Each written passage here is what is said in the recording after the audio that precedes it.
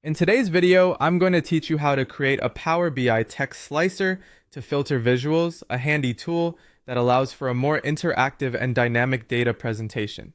Whether you're refining a dashboard or tailoring data views for optimized analysis, the text slicer is a powerful way to refine your data insights effortlessly. First, begin by opening Power BI on your computer. If you haven't yet installed it, you can easily download it from the Microsoft website. Once you're in the program, you'll be faced with a clean and intuitive interface designed for data analysis.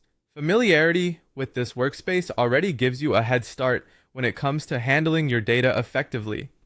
Now, let's proceed to import your data. Importing data into Power BI is straightforward. You can bring in data from various sources such as Excel spreadsheets, SQL databases, or even online sources. Simply go to the Home tab and click on Get Data. From here, follow the prompts to locate and select your dataset. Ensure your data is clean and well structured. This will streamline your process and prevent any issues later on. Next on the agenda is to utilize the text slicer. In the visualization pane on the right side of your screen, locate and select the text slicer option. The visualization pane offers a wide array of tools and charts, but for the focus of our project here, the text slicer is key.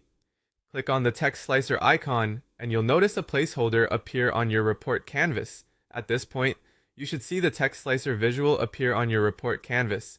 The flexibility and power of the slicer come from how it allows users to dynamically filter report content based on textual criteria.